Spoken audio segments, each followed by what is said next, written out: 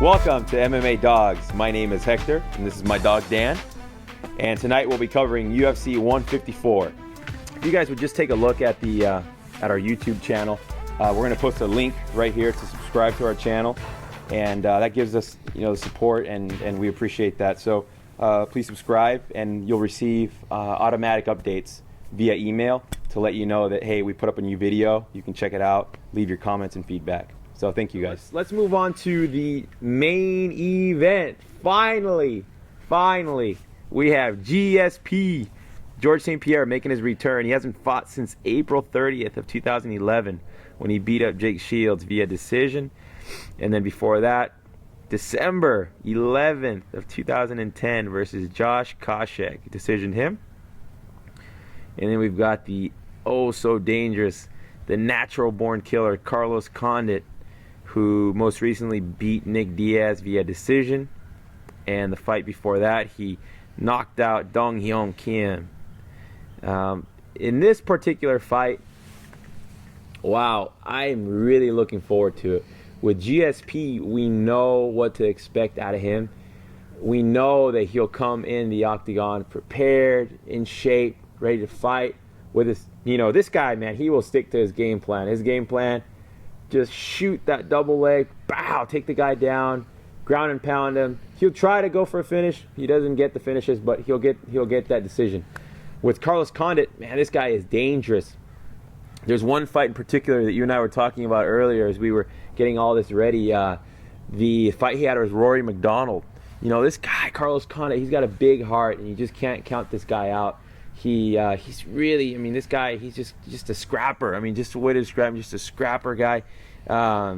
So for this particular fight, it's as a fan, man, who do you want? Do you want to see the champion come back off of his injury, off of his layoff, or do you want to see a new champ, a guy who say, hey, you know what, I'm number one here now, GSP, get in the back of the line. You have to beat, you have to fight again to beat me. But it's one of those things where GSP, he is such a dedicated person. You can just, if you watch his interviews, his videos, his even that documentary that he has out, you can see this guy, that's his life, man. This guy is just so focused, no distractions, just into his fight.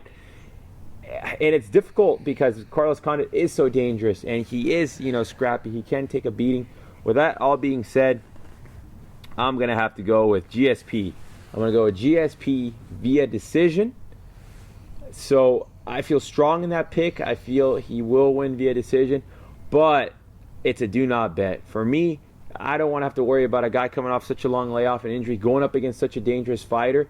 To me, GSP is not Anderson Silva. So I'm going to have to say GSP, decision, do not bet. What do you got, Doug? Well, let's go back to what you said about GSP coming on as what he calls himself as the challenger, and Carlos Condit's the one with the belt. And yeah, Carlos Condit has a belt, but it's not the welterweight belt that GSP is defending. So, but you've got GSP fighting off of, long layover, coming off this injury, and then you've got a killer, a real killer in Carlos Condit coming in there. A lot of people say he lost his last fight against Nick Diaz. It's a matter of where you were sitting at the fight, I guess, or a matter of how you were watching it, because most of the time the Vegas judges, they favorite the aggressor in the fight. But Carlos Condit, when you watch the decision, you could tell that he was pretty sure he won the fight. He wasn't very surprised that they gave him the decision. So he's a really, really smart and durable fighter. And I watched some commentary of GSP during that fight, kind of picking the rounds, and he actually had it down to a T. After each fight, he would say, okay, Nick Diaz probably won this one, Carlos Condit probably won this one. So I'm going based on that, and then he smashed right through Dan Hardy and Dong Hyun Kim, and we saw that it was almost like a sheep being fed to the lions. It was just complete craziness. And then you've got GSP, he's got his big heart. Oh, I live for this. I'm the champ, and I do this and everything. And then he goes out there and literally hasn't finished a fight in these last 4 title defenses. Yeah. So, and these guys are top guys and everything, but come on. do we ever see at any point did GSP look like he was trying to finish? It's some guys go out there and win a decision, like John Fitch in his last fight or Diego Nunes in his last fight. They won decisions, but they looked like they were trying to finish the fight. Yep. But GSP just kind of safe decision, And so I really see this fight going a lot like the Carlos Condit Rory McDonald fight, where GSP is winning the first 2 or 3 rounds. Carlos Condit realizes, the judges aren't going to give him the nod, and he's just going to turn on those killer instincts. And I'm predicting, a 4th, possibly 5th round, but probably a 4th round finish, either submission or knockout. You brought up a point about when Nick Diaz fought Carlos Condit. We were there at that fight at the Mandalay Bay, and man, when they announced that decision, I would say safely 70 to 80% of the crowd, of the audience, started boo, boo, BS, BS, BS. Because watching that fight, you see Nick Diaz aggressively coming forward. And there's if you go on the internet, you'll find some breakdowns of Carlos Condit's leg kicks, the leg kicks that he was delivering to Diaz. Now, there's two views to this, right? One is that Carlos Condit's leg kick scored him points, right? That's one. That's kind of like a politically correct, kind of like a judge kind of view. The other view is from somebody who fights, a fighter's view, somebody who wants to finish fights, somebody who's paying money to go see a fight. Somebody says, hey, I want to see a finish. I want to see a fight. Somebody maybe like Dana White, right? Dana White says, finish the effing fight. Don't leave it to the hands of the effing judges, right? From that view, you say, what the heck are those kind of kicks? They weren't these big aggressive kicks. They were just these little pitter-patter kicks that scored points that eventually won the fight. So, what leads me to my next point. Here we got GSP, like you said, plays it real safe and, real conservative. I'm going to take this guy down, and I'm not going to leave any openings or any holes. But by the same token, I'm not going to be able to do anything too aggressive, because what if that opens up a hole? So you've got GSP, master game plan, right? Just goes in there with a game plan, follows it to a T. And there's not too many guys that do that. There's not too many guys who have a game plan and follow it to a T. Just focus.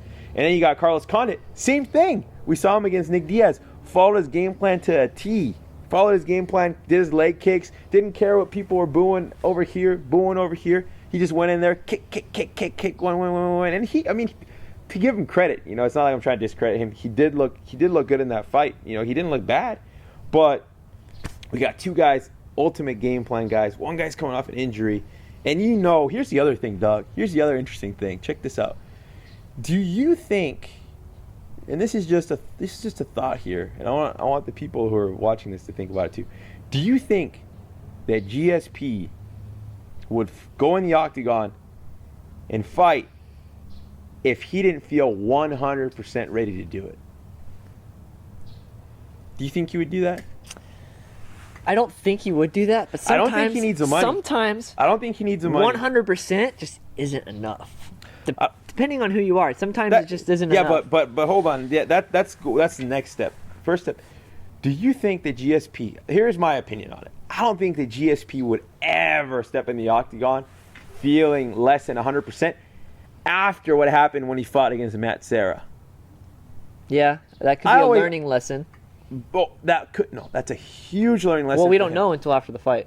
Well, no, he's talked about it. No, but I'm saying. Well, no. If you take a look at all his title defenses, if you take a look at GSP's all of title defenses, one of the reasons why, if you take a look, after he lost to Matt Serra, he beat Josh Koscheck, he beat Matt Hughes, beat Matt Serra, beat John Fitch, beat BJ Penn, Thiago Alves, Dan Hardy, Josh Koscheck, Jake Shields. He beat all these guys.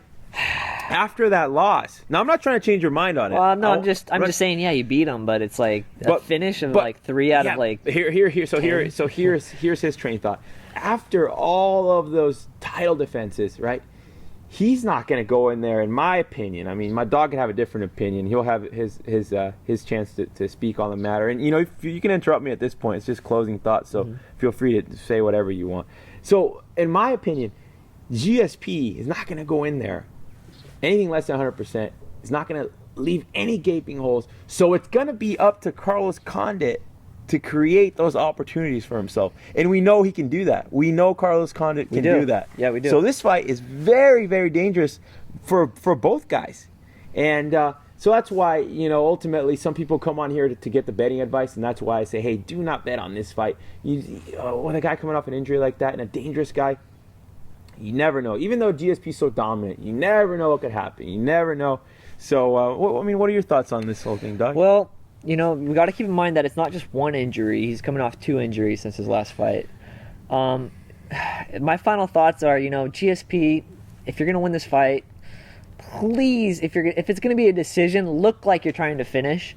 It would be awesome to see a finish regardless, but preferably earlier than later, because, you know, I'm probably going to be booing, like thinking like, oh great, here we go again, another like 5-round decision, just safe, playing it real safe and like conservative. Because I almost feel like if the opening's there, GSP's just like, yeah, I could do that, but I'm not gonna, you know. So it's kind of like, yeah, well, it's almost like a Terminator, like almost like a robot. Yeah, I mean, he's got the ability to do it, but it's just like he's just going back to the Matt Serra first times he lost, and he just doesn't want to like risk it. And that's a smart thing to do, but it's also kind of like you're gonna get shit for it eventually.